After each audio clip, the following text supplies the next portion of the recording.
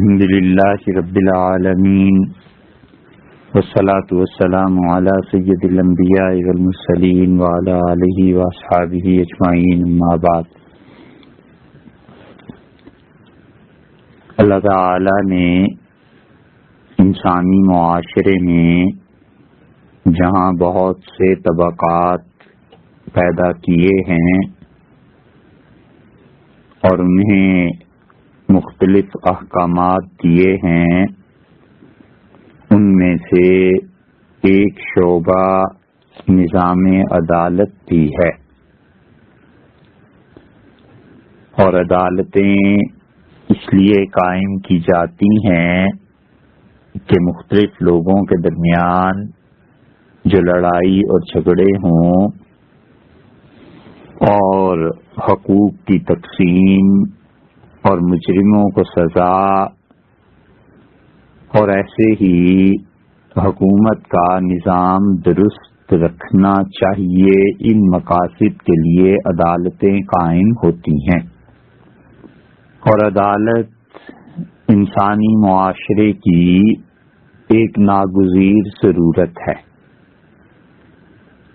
اور جس طرح انسانی معاشرے میں زراعت کا نظام ہے، اسے ختم نہیں کیا جا سکتا، جس طرح انسانی معاشرے میں فوج کا ایک نظام ہے جو ملک کا دفاع کرتی ہے، اس کو ختم نہیں کیا جا سکتا۔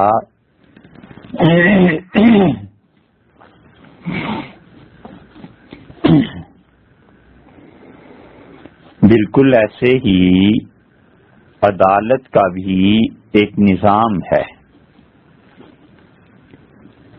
اور اللہ تعالی نے خود اپنے متعلق بھی بار بار یہ بات قرآن کریم میں ارشاد فرمائی ہے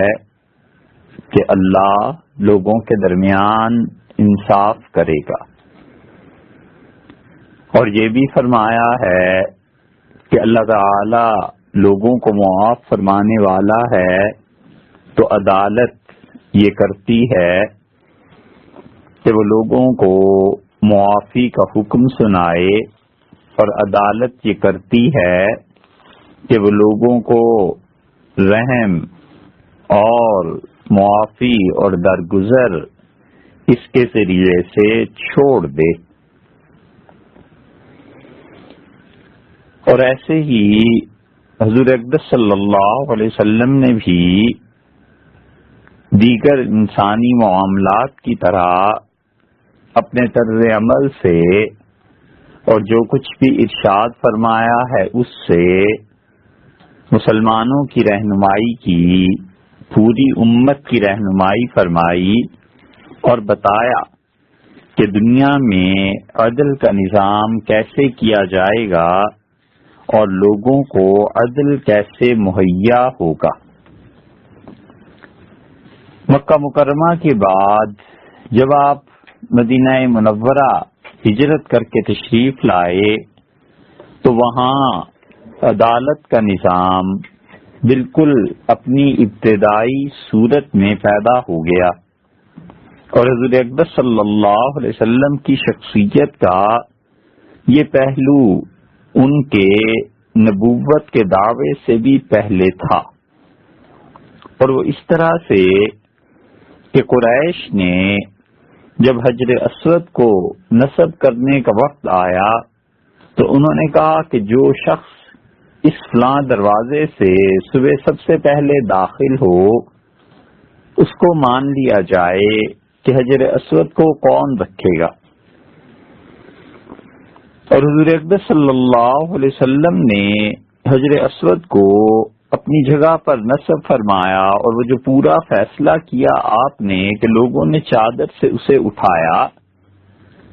یہ آپ کے انصاف کی بہت اچھی اور بہت واضح دلیل اور آپ کی ذہانت کی بھی ہے۔ اور پھر نبوت کے دعوے کے بعد مکہ مکرمہ میں بھی اگر کوئی اختلاف ہوا تو حضور اقدس صلی اللہ علیہ وسلم اس کے لیے بھی کافی تھے، اور اللہ تعالی نے آپ میں یہ صلاحیت رکھی تھی کہ آپ لوگوں کے درمیان انصاف، عدل، یہ چیزیں قائم کریں۔ اور پھر اس کے بعد جب مدینہ طیبہ آنا ہو گیا تو وہاں تو باقاعدہ ایک صورت پیدا ہو گئی تھی اور عدالت کا نظام اپنی ابتدائی شکل میں سامنے آ گیا، اور حضور اقدس صلی اللہ علیہ وسلم نبی اور رسول ہونے کے ساتھ ساتھ قاضی اور حاکم عدالت بھی ہو گئے۔ اور اس 10 سالہ دور میں، یہ 10.25 سالہ دور میں بلا مبالغہ کئی ایک مقدمے آپ کے سامنے آئے، آپ نے ان پہ حدود جاری کی، فیصلے فرمائے، لوگوں کے جھگڑے سامنے آتے تھے، زمینوں کے تنازعات سامنے آتے تھے کہ زمین کس کی ہے، حدود اور قصاص کے معاملات آتے تھے کہ قتل کیا ہے اب اس کی کیا سزا دی جائے گی، چوری کی ہے چوری میں کیا سزا نافذ ہونی چاہیے،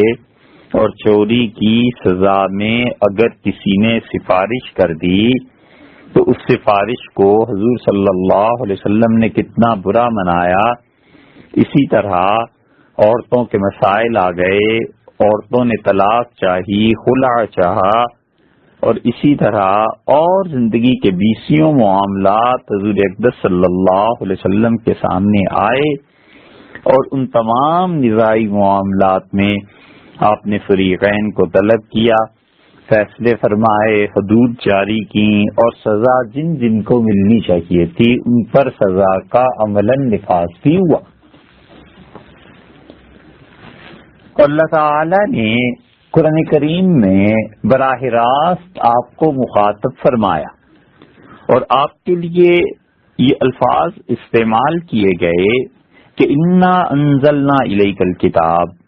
اے نبی صلی اللہ علیہ وسلم ہم نے آپ کی طرف اس کتاب کو نازل کیا ہے بالحق، اور کتاب بھی بالکل سچائی اور ہدایت کے ساتھ نازل کی گئی ہے، اور وجہ یہ ہے لتحکم بین الناس بما اراک اللہ، تاکہ لوگوں کے باہمی معاملات کا فیصلہ آپ کریں۔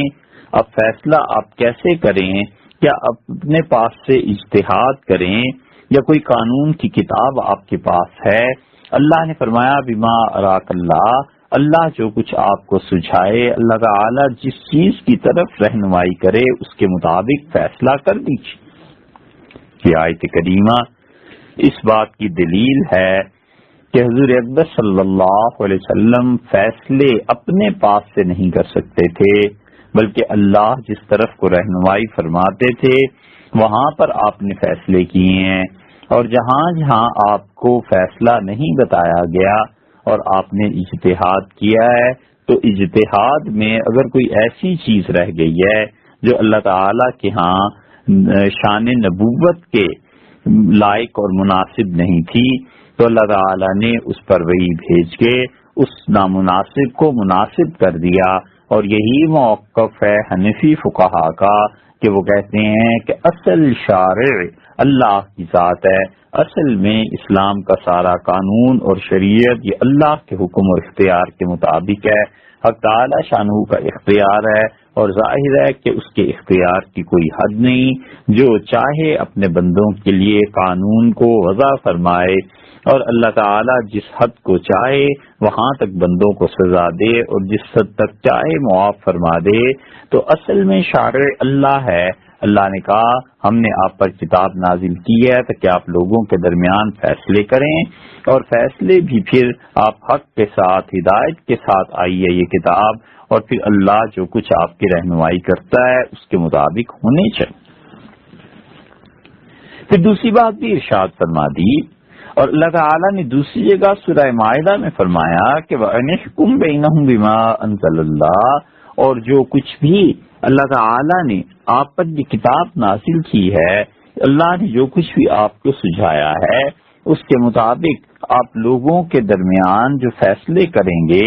بالکل صحیح انصاف کے مطابق ہونے چاہیے، قانون کے مطابق ہونے چاہیے، اور قانون وہ اللہ دے گا، اور اللہ تعالیٰ نے بتا دیا کہ قانون یہ کون کون سے ہیں اور کن کن قوانین سے اجتناب ضروری ہے، کن کن چیزوں سے ہٹ جانا ہے۔ وَلَا تَتَّبِعْ أَهْوَاءَهُمْ، اور آپ لوگوں کی خواہش کی پیروی مت کیجیے، وَاحْذَرْهُمْ، اور بچتے رہیے، کہیں یفتنوک، کہ کہیں یہ آپ کو کسی جانب بہکا نہ دیں، ہم بعض ما انزل اللہ الیک، اللہ کے کسی حکم سے آپ ہٹ جائیں جو اللہ نے آپ پر اتارا ہے۔ فَإِن تَوَلَّوْا، اور اگر یہ آپ کے فیصلے کو نہیں مانتے،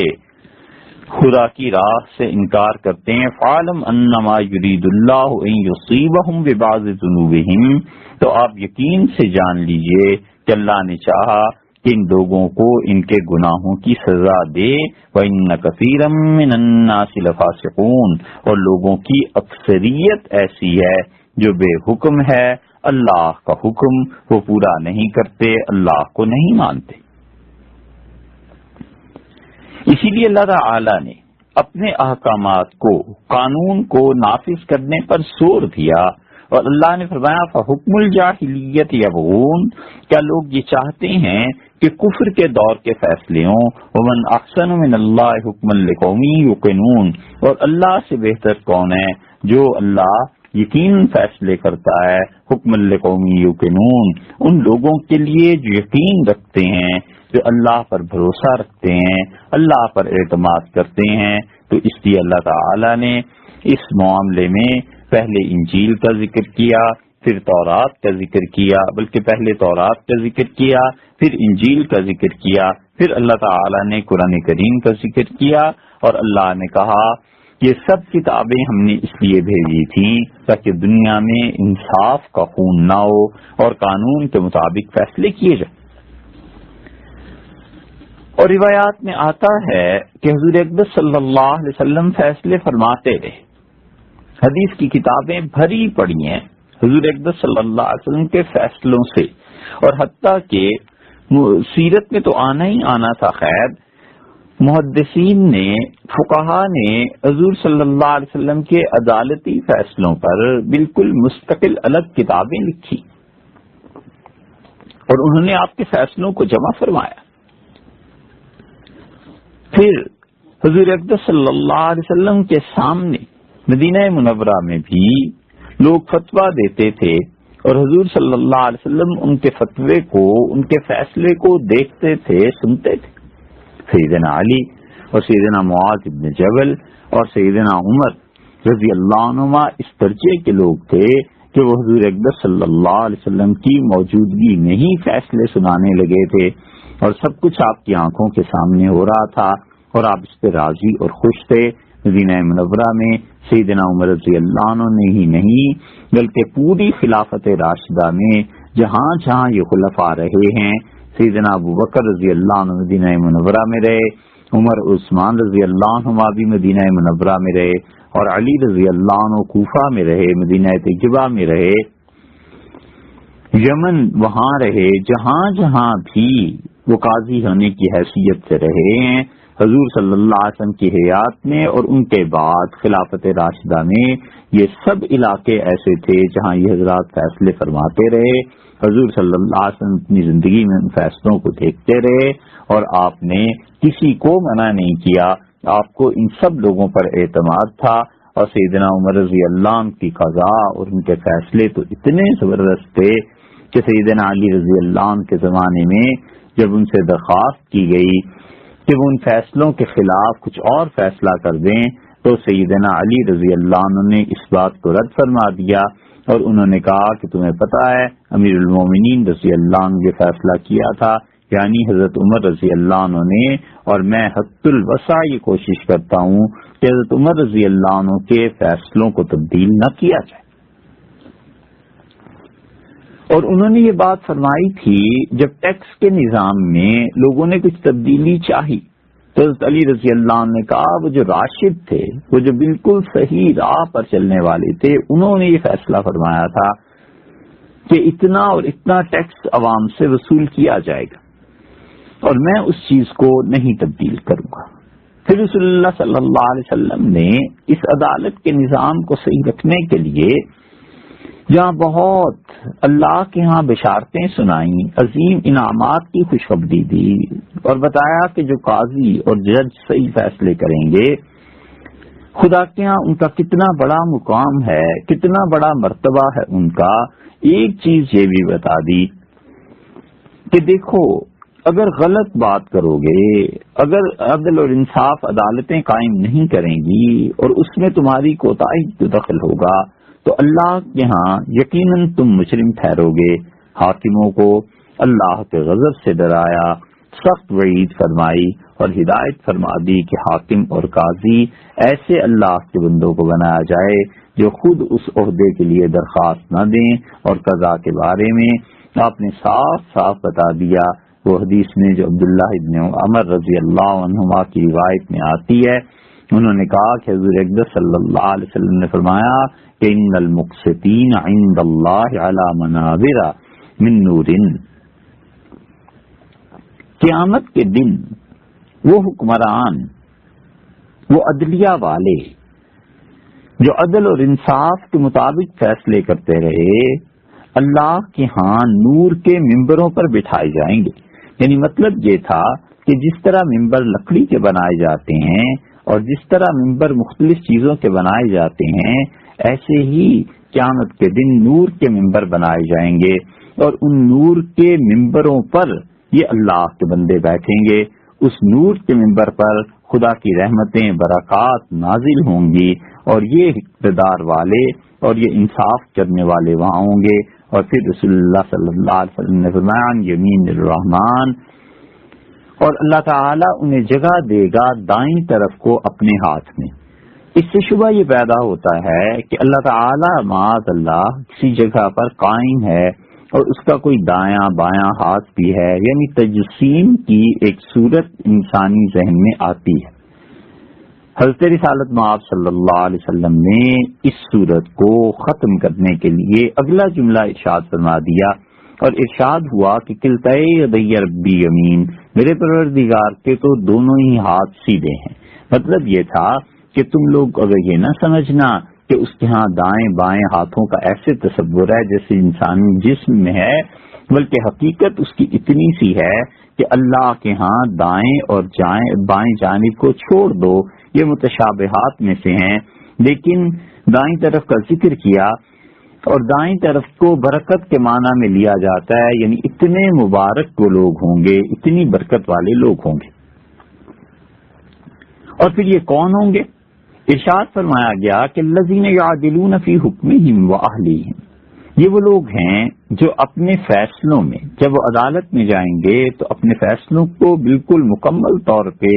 قانون کے مطابق کریں گے، انصاف ہوگا، کیونکہ اگر عدالت انصاف کا کام کرنا چھوڑ دے تو پھر یہ ایسے ہی ہے جیسے انسانی زندگی کے دیگر شعبے ہیں، جو کوئی بھی اپنے کام کو چھوڑ دے گا وہ تمام افراد اپنے اپنے محکموں کو برباد کر لیں گے۔ فرض کر لیجئے کہ ایک آدمی لکڑیاں بیچتا ہے اور اسے معلوم ہے کہ کون سی لکڑی آگ کو پیدا کرتی ہے اور کون سی لکڑی دھوئیں کو پیدا کرتی ہے۔ اب وہ ایسی لکڑی بیچنے لگ جائے جو دھوئیں کو پیدا کرتی ہے اور آگ نہیں پیدا کرتی، تو وہ آدمی اپنے ہاں خیانت کا مرتکب ہوتا ہے۔ اسی طرح کوئی آدمی دال بیچتا ہے، چاول بیچتا ہے، تجارت کرتا ہے، تو جو کوئی بھی اپنے اپنے شعبے میں گڑبڑ کرے گا وہ اپنے محکمے کو تباہ کر دے گا۔ حضور اقدس صلی اللہ علیہ وسلم نے ارشاد فرمایا کہ یہ حکمران اور یہ عدالت والے اگر یہ اپنے اختیارات کے بارے میں عدل اور انصاف سے کام لیتے ہیں تو آپ نے فرمایا کہ پھر تو وہ اللہ کے دائیں ہاتھ پر بیٹھیں گے۔ اتنی زیادہ بشارت دی کہ برسر حکومت ہیں، صاحب اختیار ہیں، لاکھوں اور کروڑوں روپے ان کے قبضے میں ہیں، پورا ملک اور اس کی تقدیر ان کے قبضے میں ہے، تو بتا دیا کہ دیکھو اس کو صحیح استعمال کرنا ہے، عدل اور انصاف کا رویہ اپنے ماتحتوں میں قائم کرنا ہے، اور عدل اور انصاف قائم کرنے پہ حکمرانوں کو بشارت دی اسی لیے ترمذی کی روایت میں آتا ہے، حضرت ابو سعید رضی اللہ عنہ نے کہا کہ ان احب الناس الی اللہ یوم القیامہ، قیامت کے دن اللہ تعالیٰ کو سب سے اچھا جو آدمی لگے گا وہ اقربہم منہ، اور اللہ کے نزدیک سب سے زیادہ قیامت میں جو محبوب اور پیارے لوگ ہوں گے، امام عادل، وہ امام ہے جس نے انصاف کو قائم رکھا۔ وَإِنَّ أَبْغَضَ النَّاسِ إِلَى اللَّهِ يَوْمَ الْقِيَامَةِ، اور قیامت کے دن اللہ جس سے سب سے زیادہ نفرت کا اظہار فرما دیں گے، سب سے زیادہ بغض والا، نفرت والا آدمی، وَأَشَدُّهُمْ عَذَابًا، اور سب سے زیادہ جس شخص کو عذاب دیا جائے گا، امام جائر، ایسا امام ہے جو جائر ہے، ظالم ہے، نا انصافی کے ساتھ حکومت کرتا۔ تو بتا دیا کہ حکومتیں اور یہ عدالتیں دو دھاری تلوار ہیں۔ ایک آدمی جب تک انصاف سے حکومت کرتا رہے، اور ایک آدمی جب تک انصاف کے ساتھ عدالت کے نظام کو قائم رکھے، وہ برابر خدا کی رحمت میں رہے گا، حتیٰ کہ مرنے کے بعد بھی اس انسان کا معاملہ اللہ کے ہاں جو پیش ہوگا تو وہ کوئی معمولی چیز نہیں ہے، خدا اس پر مسلسل اپنی مہربانی اور رحمت کو نازل فرمائے گا۔ اور ایک آدمی وہ ہے جس نے حکومت اور عدالت کے عہدے کو ناجائز استعمال کیا، تو پھر اس کے برعکس بھی ہو جائے گا کہ خدا کا غضب بھی نازل ہو اور اللہ اسے شدید عذاب میں مبتلا کرے گا۔ ترمذی ہی کی دوسری روایت میں آتا ہے، عبداللہ بن ابی اوفا رضی اللہ عنہ نے کہا کہ حضور اقدس صلی اللہ علیہ وسلم نے فرمایا کہ قاضی، عدالت کا حاکم، اللہ اس کے ساتھ ہوتا ہے، ان اللہ مع القاضی، اللہ عدالت میں قاضی کے ساتھ ہوتا ہے جب تک کہ وہ انصاف کرتا ہے، یعنی اللہ کی مدد اس قاضی کو ملتی رہتی ہے، خدا کی توفیق اس کے شامل حال ہوتی ہے، اللہ تعالی کی طرف سے مہربانی اسے پہنچتی رہتی ہے جب تک وہ عدل اور انصاف سے کام کرتا رہے۔ فَإِذَا، اور جب وہ آدمی تخلّى عنہ، اس سے ہٹتا ہے، لا تعلق ہو جاتا ہے، جب انسان بے انصافی کا رویہ اختیار کر لیتا ہے تو اللہ اس سے لا تعلق ہو جاتا ہے۔ یہ صحیح ترجمہ بنے گا کہ اللہ اس سے تعلق کو ہٹا دیتا ہے، وَلَزِمَهُ الشَّيْطَانُ، اور شیطان ایسے حاکم اور قاضی کے ساتھ چمٹ جاتا ہے۔ نتیجہ یہ نکلتا ہے کہ اس کے فیصلے، شیطان اس میں اس کی رہنمائی کرتا ہے، شیطان اسے کسی طرف لے جانے کی کوشش کرتا ہے، اور جتنا وہ آدمی شیطان کے پیچھے چلے گا اتنا ہی حکومت اور عدالتیں یہ سب کی سب خراب کام کریں گی، اور پھر شیطان کا راستہ یقیناً جہنم کی راہ ہے۔ اللہ تعالی اپنے بندوں کو اس سے محفوظ فرمائے اور خدا تعالی صحیح کاموں کی توفیق بخشے۔ اس لیے عدالت کے نظام میں یہ دونوں چیزیں بتا دی کہ دیکھو، جہاں وہ دودھ پلاتی ہوئی ماں ہے، اسی طرح ایک دن یہ اپنے دودھ کو چھڑائے گی بھی۔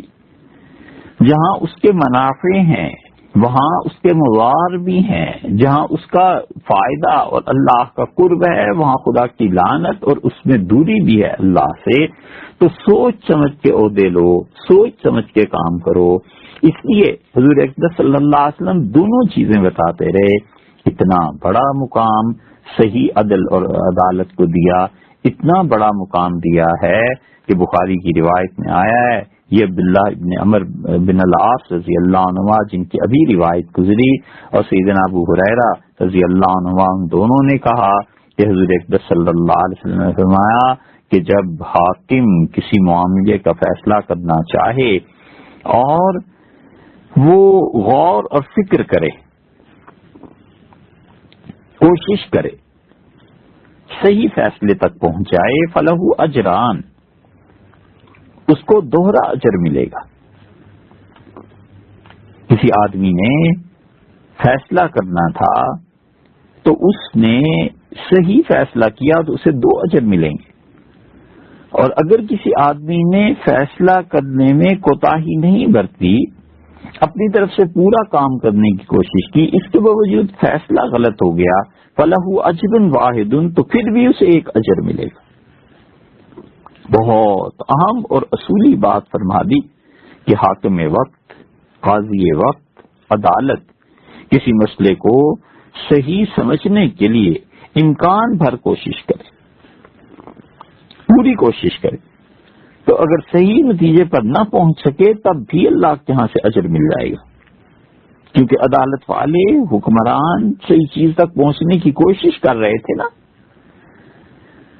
تو وہ کیوں نہیں پہنچ سکے؟ یہ اللہ کی تقدیر ہے، اس کے فیصلے وہی جانتا ہے۔ یہ اتنا بڑا اس کا نظام ہے، اس کی حکمتیں کہاں سمجھ میں آتی ہیں کہ کیوں عدالت اور حکومت صحیح فیصلہ نہیں کر سکتی؟ نہیں تھا، یہاں پہنچ کے آدمی بے بس اور لاچار ہو جاتا ہے۔ لیکن اگر آدمی پوری کوشش کرتا رہے، محنت کرتا رہے کہ میں اس چیز تک پہنچوں جو اللہ کے ہاں صحیح قرار پائے، اور پھر اس تک پہنچ جائے، تو بس اسے پھر دو اجر ملیں گے، دگنا ثواب ملے۔ تو محنت الگ ہے، اور محنت کے بعد صحیح نتیجے کو اخذ کرنا ایک الگ بات۔ اتنے چھوٹے چھوٹے فرق بھی اللہ کے ہاں ملحوظ خاطر رکھے جاتے ہیں، اس لیے کہ تعالی شانہ بہت کریم، بہت مہربانی فرمانے والا ہے، وہ اپنے بندے کی کسی چیز کو ضائع نہیں کرتا۔ جہاں گناہ پر پکڑ ہے وہاں اللہ کی طرف سے یہ چیز کہ آدمی محنت کرتا ہے، اس پہ ثواب بھی ہے۔ چھوٹے سے چھوٹا کام اللہ کے ہاں اس پر ثواب بھی اور عذاب بھی۔ تو اللہ تعالی نے بتا دیا کہ دیکھو محنت کی نا، ایک اجر ہم ضرور دے دیں گے، نہیں پہنچ سکے صحیح مسئلے صحیح فیصلے تک کوئی پرواہ نہیں، اور محنت ہی نہیں کی سرے سے، غلط بات ہو گئی، اس پہ گناہ ملے گا، عذاب ملے گا، اور محنت کر لی اور صحیح فیصلے تک بھی پہنچ گئے، ہم دوہرا اجر دیں گے۔ اس لیے بتا دیا کہ جو شخص ضروری درجے کے علم اور اہلیت کے مطابق فیصلہ کرتا ہے، اس آدمی کو کوئی ڈرنا نہیں چاہیے، بالکل نہیں جھجکنا چاہیے، کرے فیصلہ محنت کے ساتھ۔ حضرت بریدہ رضی اللہ عنہ کی روایت میں آیا، حضور اقدس صلی اللہ علیہ وسلم فرمایا کہ القضاۃ ثلاثۃ، یہ قاضی جو ہے نا، یہ جو فیصلے کرتے ہیں یہ 3 طرح کے ہوتے ہیں، ان میں سے ایک جنت میں جائے گا، وَإِثْنَانِ فِي النَّارِ، اور 2 جہنمی ہیں۔ فَأَمَّا الَّذِي فِي الْجَنَّةِ، اور میں تمہیں بتاؤں اس شخص کا جو جنت میں جائے گا، وہ ہے کہ جس آدمی نے ان تینوں میں سے جس حاکم نے حق کو سمجھا اور پھر جو کچھ اسے سجھائی دیا اس کے مطابق اس نے فیصلہ کر دیا، مقدمہ، عدالت، گواہیاں، تفتیش، رپورٹس، اپنا قیافہ، اپنی عمر کا تجربہ، ان سب چیزوں کو دیکھ کر، رشوت، سفارش، ان سب چیزوں کو ٹھکرا کر اس نے صرف یہ جاننے کی کوشش کی کہ حق کیا ہے، اور اس کے مطابق فیصلہ کرتا رہا۔ حضرت رسالت مآب صلی اللہ علیہ وسلم فرماتے ہیں کہ وہ جنتی ہے، اور 2 جہنمی فرما دیا، ایک وہ شخص جس نے حق کو سمجھنے کے باوجود ناحق فیصلہ کیا، اسے سمجھ آ گئی کہ سچائی کہاں ہے، اسے سمجھ آ گئی کہ حق کس کا بنتا ہے، اسے سمجھ آ گئی کہ غلط کون ہے، اس کے باوجود اس نے اپنے فیصلے میں گڑبڑ کر دی، خیانت اسے پتہ چل گئی، لیکن خیانت کے خلاف فیصلہ اس لیے نہیں دیا کہ پتہ تھا کہ اگر خیانت کے خلاف فیصلہ دے دوں گا تو پھر میرے خاندان پہ حرف آ جائے گا، سفارش کیسے مانی جائے گی، اور بہت سی مصلحتیں اسے گھیر کر بیٹھ گئیں۔ حضور صلی اللہ علیہ وسلم نے فرمایا کہ جب اسے پتہ چل گیا ہے کہ حق کیا ہے تو اب حق کے مطابق فیصلہ کیوں نہیں ہوا، گیا جہنم۔ اور تیسری چیز اس سے بھی زیادہ سخت ہے. حضرت صاحب الرسالہ علیہ الصلوۃ والسلام فرماتے ہیں کہ تیسرا شخص وہ ہے جس کے پاس علم ہی نہیں تھا، جو انصاف سے واقف ہی نہیں تھا، اس کے باوجود اس نے فیصلے کرنے کی ہمت کر لی، جرأت کر لی، یہ تو گیا جہنم میں. علم ہی نہیں ہے کہ کیا ہوتا ہے قانون، کیا چیزیں ہوتی ہیں، عدالت کا پروسیجر کیا ہے، ملک کا آئین کیا ہے. بغیر اسے جانے اس نے فیصلے کرنے شروع کر دیے تو نیم حکیم خطرہ جان اور نیم ملا خطرہ ایمان، یہ صورت پیدا ہو گئی نا. بتا دیا کہ جہنم کو سوچ لے، صحیح فیصلے کرے تو بھی غلط کرے گا، صحیح فیصلہ کرنے پر بھی خدا کے ہاں سے عذاب ہے. سوال یہ پیدا ہوتا ہے کہ صحیح فیصلہ کرنے پر کیوں عذاب ہے؟ بہت آسان ہے اس کا سمجھنا. جیسے کوئی ڈاکٹر نہیں ہے اور دوائی دے دے اور مریض چاہے صحیح ہو جائے تو بھی وہ شخص گناہ گار ہے، اس لیے کہ ایک مرتبہ تو اس نے مریض کی جان داؤ پہ لگا دی نا. اسے کیا حق پہنچتا ہے جب اس نے طب نہیں پڑھا، جب وہ مریض کی علامتیں اور اس کے مطابق فیصلہ نہیں کر سکتا؟ کیا حق پہنچتا ہے کہ وہ کسی کو یہ کہے کہ یہ دوا کھا لو اور یہ دوا چھوڑ دو؟ ہر آدمی کا اپنا ایک کام ہے، اس کی اپنی ایک فیلڈ ہے. حتیٰ کہ جو جوتے پالش کرتا ہے اس کو بھی پتا ہے کہ پالش کیسے ہوگی، چمک کیسے پیدا ہوگی. اب ایک آدمی دوسروں کے جوتے لے کے بیٹھ جائے اور چمک پیدا کرنے کے لیے وہ جو ایک دو قطرے پانی کے 4 قطرے ڈالتے ہیں وہ نہ ڈالے اور زور جتنا مرضی لگاتا رہے اور چمک پیدا نہ ہو، اور وہ کہے صاحب لے جائیے جوتے اور دے دیجئے پیسے. اب ہونے کو تو ہو گیا لیکن اس نے اس فن کو سیکھا نہیں نا، بغیر استاد کے یہ کام کرنے کی ہمت کی.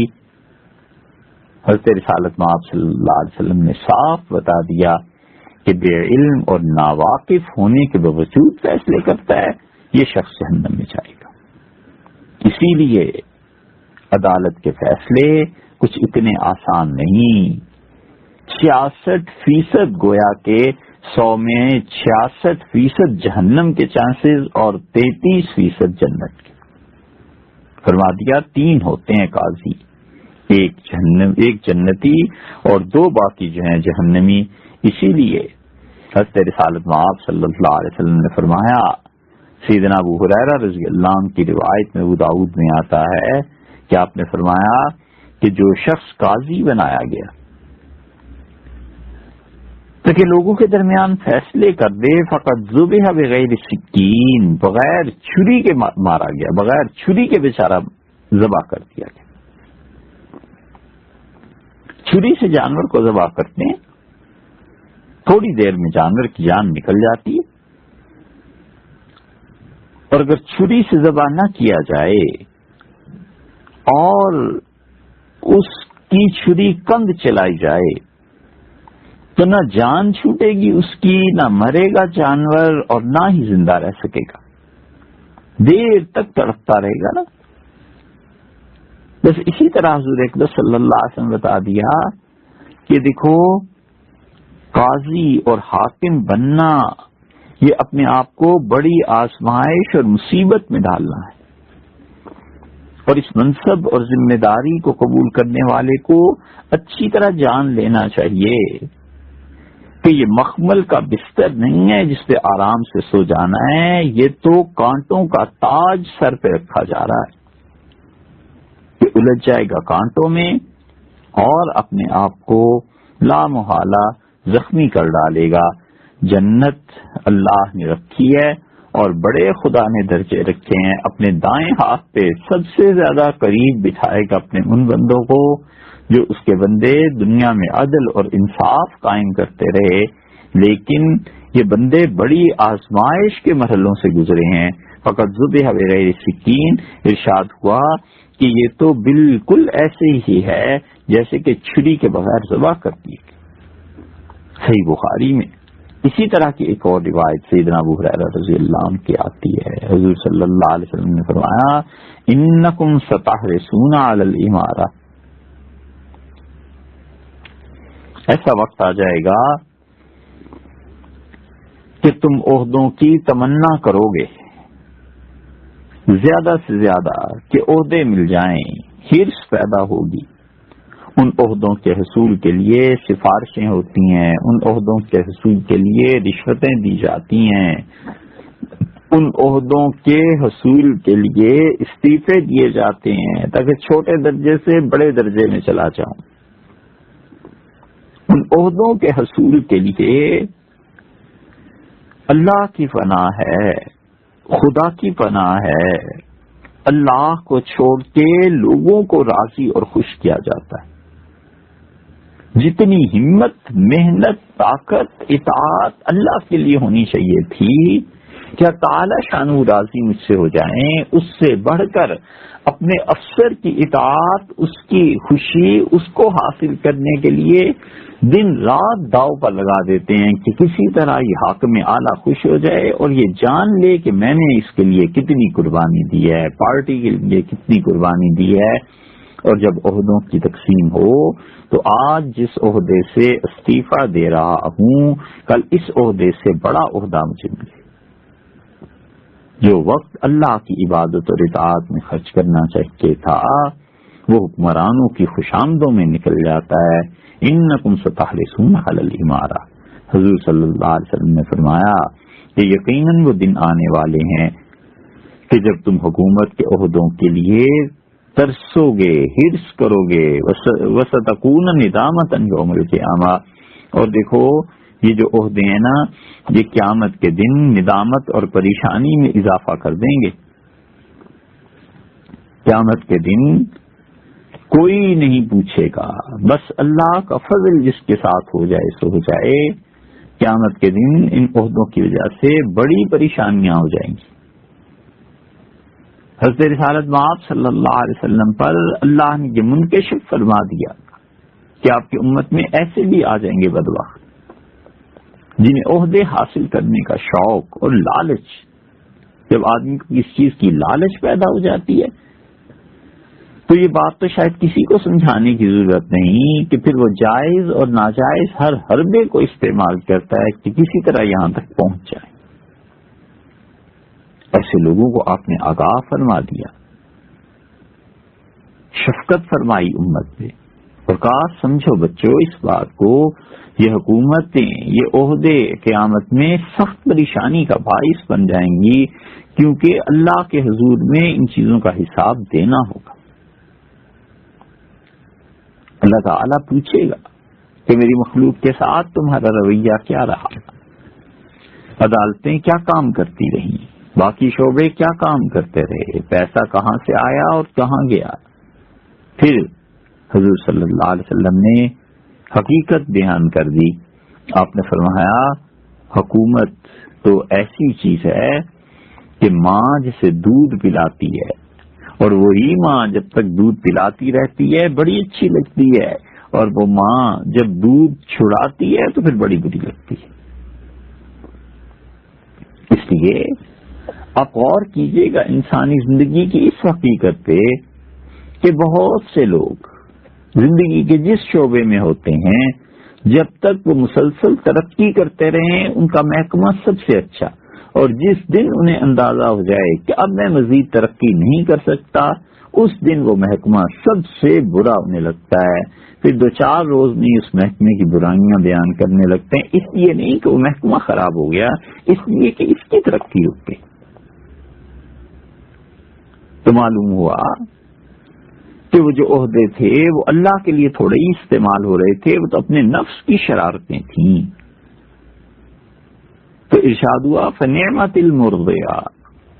یہ دودھ پلانے والی ماں کتنی اچھی ہوتی ہے، بئست الفاطمہ، اور جب دودھ چھڑاتی ہے تو یہ ماں بہت بری لگتی ہے۔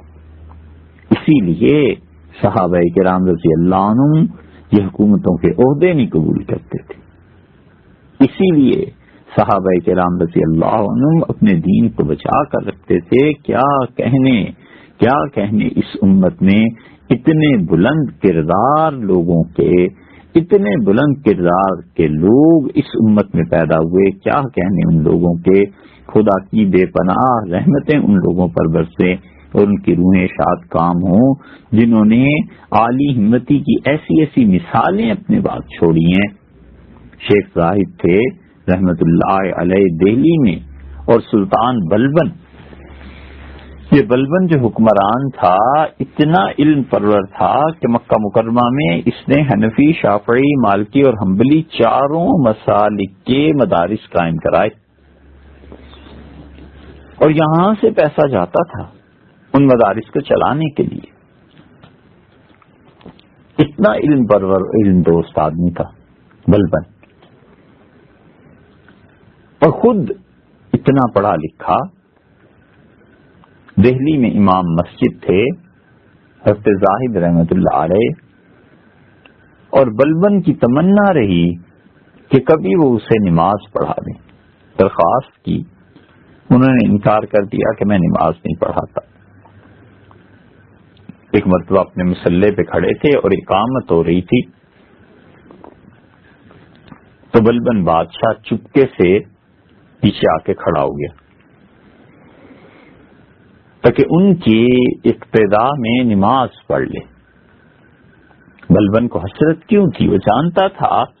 کہ کسی متقی آدمی کے پیچھے نماز پڑھنا کتنی بڑی نعمت ہے خدا کی۔ دل کے حالات تبدیل ہو جاتے ہیں، اندر تبدیلی آنے لگتی ہے۔ تو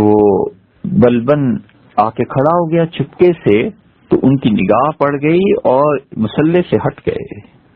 اور کسی اور کو کہا کہ نماز پڑھاؤ۔ بلبن نے پوچھا کہ حضرت آخر کیا وجہ ہے، مجھے آپ نماز کیوں نہیں پڑھاتے؟ تو فرمانے لگے میاں تمہیں نماز پڑھائیں اور نماز میں یہ خیال آ جائے کہ سجدہ لمبا کریں، چھوٹا کریں، رکوع مختصر کریں، طویل کریں، بادشاہ سلامت کس پہ راضی ہوں گے، کس پہ خوش ہوں گے، کس پہ ناراض ہوں گے، تو یہ شرک ہے۔ نماز اللہ کے لیے پڑھنی پڑھانی ہے، یہ آپ کے لیے۔ فرمایا میں نہیں چاہتا کہ اس حال میں مروں، نماز اللہ کے لیے پڑھنی ہے، یہ تمہارے لیے نہیں۔ اس اعلیٰ کردار کے لوگ تھے۔ تو ان لوگوں کو حکومتیں دینا اور ان لوگوں سے یہ توقع رکھنا کہ ہماری حکومتوں کا حصہ بن جائیں، کوئی احمق ہی کر سکتا تھا۔ یہ بار بار آتے تھے بادشاہ اور بڑے لوگ اور کہتے تھے کہ ہمارا حصہ ان کا بالکل نہیں بننا، اس لیے کہ جس امتحان میں تم پڑے ہوئے ہو تم پہ ترس ہی کھایا جا سکتا ہے، تمہارے لیے دعا ہی مانگی جا سکتی ہے، ہم کیوں اس امتحان میں پڑیں؟ اسی لیے عبد الرحمن ابن سمرہ رضی اللہ عنہ کی روایت میں آتا ہے، انہوں نے کہا کہ حضور صلی اللہ علیہ وسلم سے فرمایا تھا لا تسأل الامارہ، عبد الرحمن کبھی بھی حکومت طلب نہ کرنا، کبھی بھی حکومت کی خواہش نہ کرنا، اور تم نے حکومت کا عہدہ اگر طلب کیا تو پھر ذمہ داری بھی تم پہ ڈال دی جائے گی، تم اس کے حوالے کر دیے جاؤ گے، وکلت الیہا وَإِنْ أُوتِيتَهَا عَنْ غَيْرِ مَسْأَلَةٍ، اور اگر تمہاری طلب کے بغیر تمہیں حکومت مل جائے، اللہ تعالیٰ ایسے حالات پیدا کر دے کہ تمہاری طلب نہیں تھی، اس کے باوجود تمہیں حکومت مل گئی، تو اُعِنْتَ عَلَيْهَا، اللہ کی طرف سے تمہاری مدد بھی کی جائے گی۔ جب ایسے اچھے حکمران آتے ہیں، ایک نمبر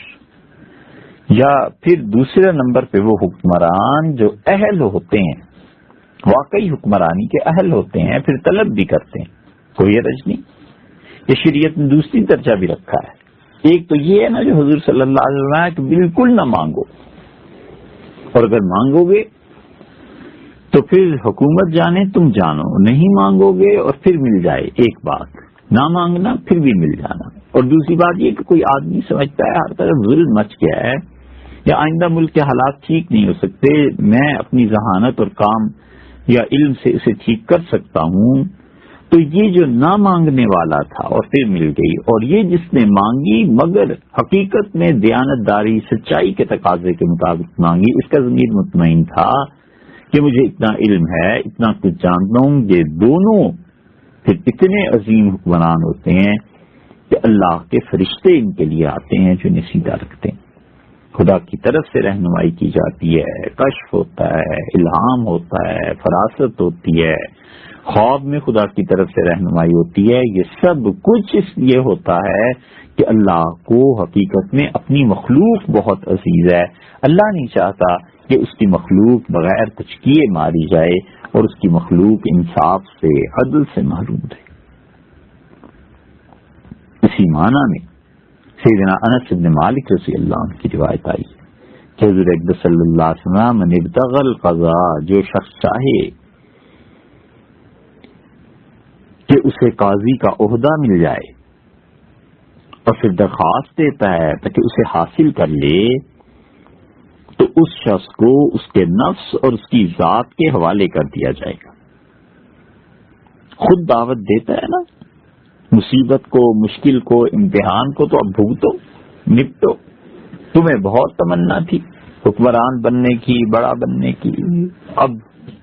ہو گیا کام. اب اس انسان نے زندگی بھر اس امتحان میں رہنا ہے. کیا فیصلہ کرنا ہے، کس کی وجہ سے لوگوں میں امن، آشتی، اطمینان یہ چیزیں ہوں، یا یہ کہ میں نے اپنی اولاد، خاندان، کنبے اور قبیلے کے لیے کیا کرنا ہے. تو خود ہی مانگی ہے تو اب نپٹو خود ہی. اور ارشاد من اکرہ علیہ، اور جس شخص کو مجبور کیا گیا کہ نہیں ضرور آئیں آپ، ضرور آپ نے حکومت لینی ہے، انزل اللہ علیہ ملکا یسددہ، اللہ اس شخص کو صحیح رکھنے کے لیے فرشتوں کو نازل کرتا ہے. فرشتہ آتا ہے اور فرشتہ اسے الہام کرتا ہے کہ فیصلہ ایسے نہیں ہے، ایسے کرنا ہے. فرشتہ آتا ہے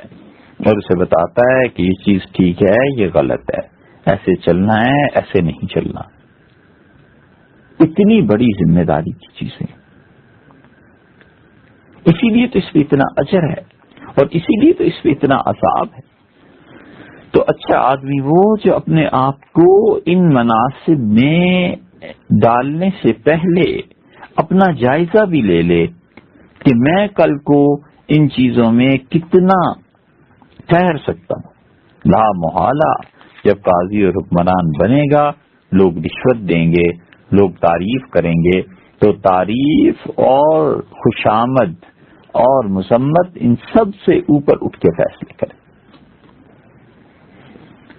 اور رشوت اور مال کی محبت اس سے بلند تر ہو کے فیصلے کریں. اسی لیے حضور اقدس صلی اللہ علیہ وسلم نے یہ بات عبداللہ ابن زبیر رضی اللہ عنہ کی روایت میں آتی ہے کہ بڑا صاف فرما دیا کہ دیکھو جن کے درمیان تمہیں فیصلہ کرنا ہے دونوں فریق برابر ہوں گے، مدعی اور مدعا علیہ. کسی کے ساتھ کوئی ایسا برتاؤ نہیں کیا جائے گا جو دوسرے فریق کے ساتھ ہوا. ایک فریق کو زیادہ اچھی کرسی دے دی عدالت نے، دوسرے فریق کو کم کرسی دے دی. ایک فریق کی بات زیادہ سنی گئی، دوسرے کو ایسے ہی نپٹا دیا گیا. ایسے نہیں ہے، کوئی ترجیحی سلوک نہیں. دونوں کے سامنے، قاضی کے سامنے دونوں کی نشست یکساں ہوں. اسی لیے سیدنا عمر رضی اللہ عنہ کا ایک فیصلہ تھا، اور وہ مدینہ منورہ حضرت زید رضی اللہ عنہ قاضی تھے، ان کی عدالت میں گئے. تو حضرت زید رضی اللہ عنہ نے چاہا کہ وہ اٹھ کے کھڑے ہو جائیں، تو امیر المومنین رضی اللہ عنہ نے ڈانٹ دیا. انہوں نے فیصلہ اگرچہ حضرت عمر رضی اللہ عنہ کے خلاف ہی سنایا، لیکن اس کے باوجود انہوں نے اٹھنے کی کوشش کی تھی. حضرت عمر رضی اللہ عنہ کا اللہ کی قسم یہ پہلی ناانصافی ہے جو اس مقدمے میں کی جا رہی ہے. کیا میرے مخالفین جب آئے ہیں تو ان کے لیے بھی اٹھا گیا؟ ترمذی میں آتا ہے سیدنا علی رضی اللہ عنہ ان کی ذہانت کا اس بات سے پتہ چلتا ہے فرماتے تھے حضور صلی اللہ علیہ وسلم ایک دن مجھ سے اچانک ارشاد فرمایا کہ علی آپ کے پاس جب دو آدمی آئیں اور ان کے درمیان کوئی فیصلہ کرنا ہو تو دیکھیے پہلے فریق کی بات سن کر فیصلہ نہیں کرنا جب تک کہ دوسرے کا بیان اپنا لے لے، تو پھر اس سے پتہ چلے گا کہ صحیح فیصلہ کیا ہوتا ہے اور کس طرح کیا جاتا ہے۔ سیدنا علی رضی اللہ عنہ کی ذہانت دیکھیے، وہ کہتے ہیں کہ بس میں سمجھ گیا کہ اب مجھے قاضی بننا ہی ہے کبھی تو، اور فرماتے ہیں فما زلت قاضیا بعد ھذا، حضور صلی اللہ علیہ وسلم کے اس فرمان کے بعد تو پھر میں قاضی رہا ہی ہوں۔ اور حضرت علی رضی اللہ عنہ کو حضور صلی اللہ علیہ وسلم نے یمن قاضی بنا کر بھیج دیا۔ انہوں نے عرض کیا اللہ کے رسول میری عمر بہت تھوڑی ہے۔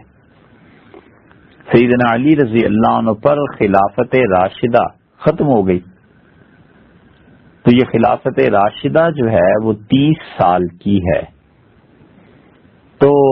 سیدنا علی رضی اللہ عنہ کا انتقال ہوا 36 ہجری میں، اور اس وقت وہ 63 برس کے تھے۔ حضور اقدس صلی اللہ علیہ وسلم جب انہیں بھیجنا چاہا تو ان کی عمر 20 سے کچھ زیادہ تھی۔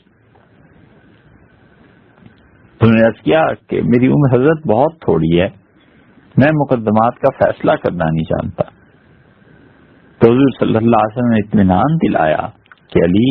اللہ تمہاری مدد کریں گے، اللہ تمہاری رہنمائی کرے گا، آپ صحیح فیصلے کریں گے۔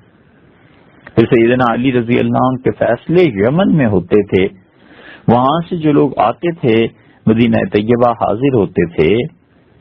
حضرت رسالت مآب صلی اللہ علیہ وسلم کی زیارت کے لیے، ایمان کو قبول کرنے کے لیے، تو بتاتے تھے کہ علی رضی اللہ عنہ یہ فیصلہ کیا، یہ فیصلہ کیا، تو حضور صلی اللہ علیہ وسلم خوش ہوتے تھے۔ اور صحابہ کرام رضی اللہ عنہ نے آپ کو خصوصاً یہ امتیاز حاصل تھا کہ حضرت علی رضی اللہ عنہ کا فیصلہ آخری فیصلہ سمجھا جاتا تھا، یہاں تک کہ سیدنا عمر رضی اللہ عنہ کہتے تھے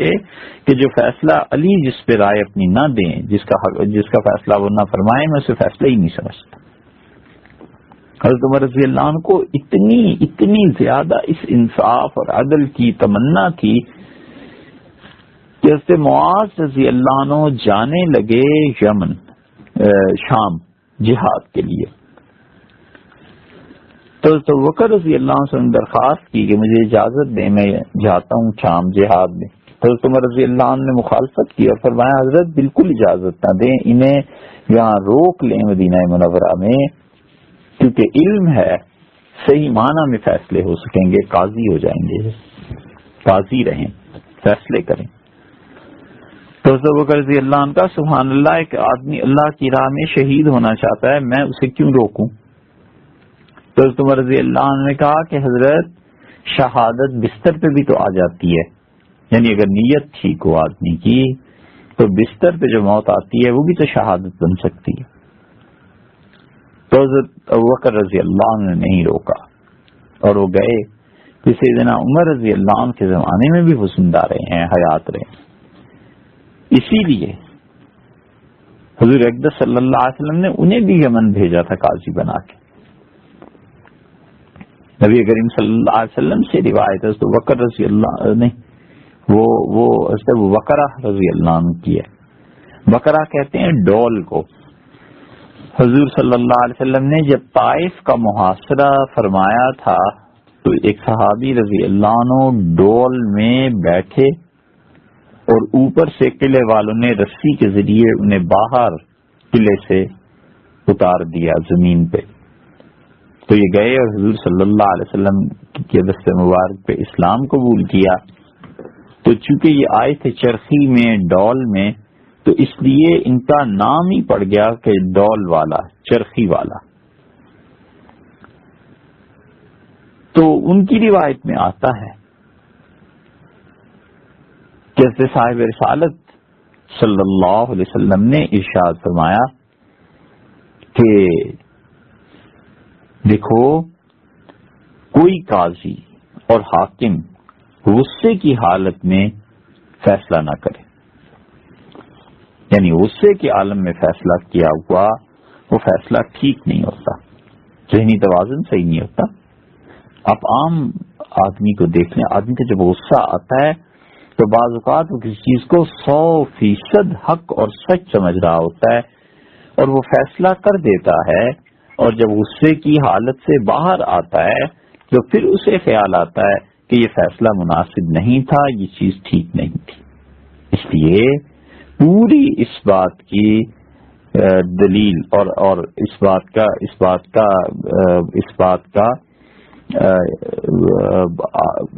کا امکان ہے کہ ایک شخص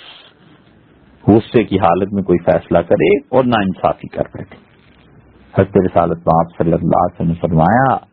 اعتدال، سکون، ٹھنڈا دماغ، اس کے بعد فیصلے کرنے۔ اس لیے قاضی بنانا ہی ان لوگوں کو ہے حکمران جو ٹھنڈے دماغ کے لوگ ہیں۔ قائدین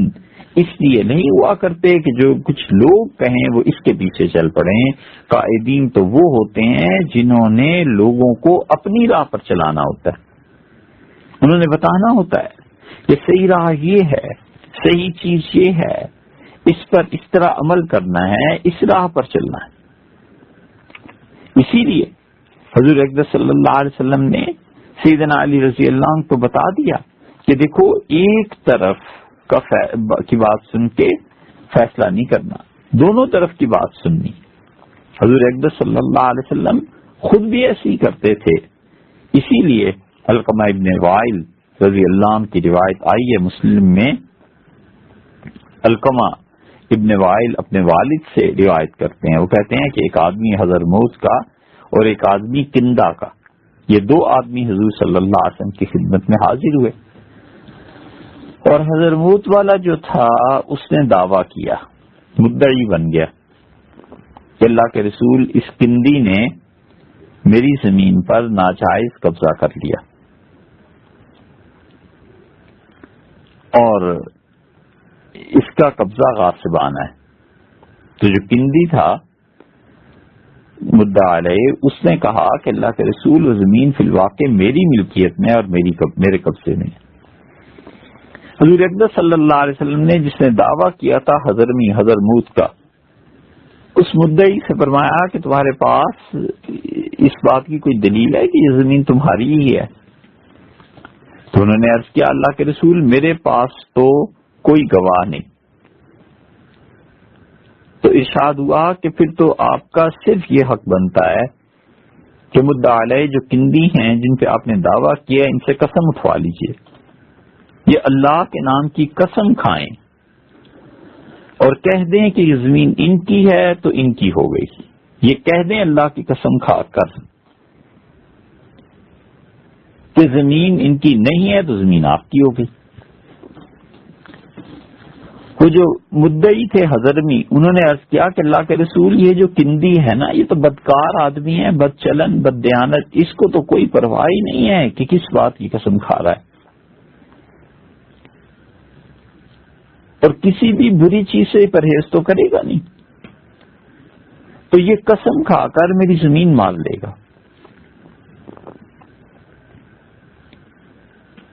حضور اقدس صلی اللہ علیہ وسلم نے دوبارہ فرمایا کہ جب آپ کے پاس اس زمین کے کوئی گواہ نہیں ہے کہ زمین آپ ہی کی ہے تو بس آپ کا حق یہی ہے کہ آپ سے قسم لے لیجیے۔ دوبارہ یہی ارشاد ہوا، وہ کندی اٹھ کے چل پڑا کہ مجھ سے قسم لے لو یہ زمین میری ہے۔ حضرمی اس لیے پریشان تھا کہ زمین کا ٹکڑا چاہتا ہے، اس کی تو ایک تولا کی زبان ہی ہلنی ہے نا، اور بدکار آدمی کو کیا پرواہ ہے، خدا کی قسم سچی کھائے یا جھوٹی۔ حضور اقدس صلی اللہ علیہ وسلم نے اس موقع پہ جو ارشاد فرمایا کہ سب لوگوں کے یاد رکھنے کی بات ہے، ارشاد فرمایا کہ اگر اس نے مال ظالمانہ اور ناجائز طور پر ہڑپ کرنے کے لیے جھوٹی قسم کھا لی تو حضرمی یاد رکھو تمہارا یہ مخالف آج زمین لے لے گا نا، لیکن قیامت میں اللہ کے ہاں اس حال میں پیش ہوگا کہ اللہ اپنے غضب اور اس غصے اور ناراضگی کی وجہ سے اسے دیکھ کر اپنا چہرہ پھیر لے گا. چہرہ پھیر لینے کا مطلب یہ ہے کہ اللہ کی رحمت اس پہ نازل نہیں ہوگی. آخرت میں کسی بندے کی بڑی بدبختی اور بدنصیبی ہے کہ تعالی شانہ اس سے اپنی رحمت کو ہٹا لے، خدا اس پر اپنا غضب نازل فرما دے. اسی لیے حضور اکرم صلی اللہ علیہ وسلم نے ایسے لوگوں کو جو عدالتوں میں جا کر جھوٹی قسمیں کھاتے ہیں بڑا سخت ڈرایا تھا. ابو داؤد میں حضرت اشعث بن قیس رضی اللہ عنہ کی روایت میں بھی ایسے ہی آتا ہے. وہاں بھی یہی ہے کہ حضور صلی اللہ علیہ وسلم ڈرایا کہ دیکھو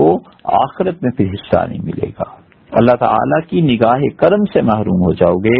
اگر عدالت میں جا کر تم کوئی جھوٹی قسم کھا لو گے. تو آج دنیا کا فائدہ تو ہوگا مگر عاقبت برباد ہو جائے گی.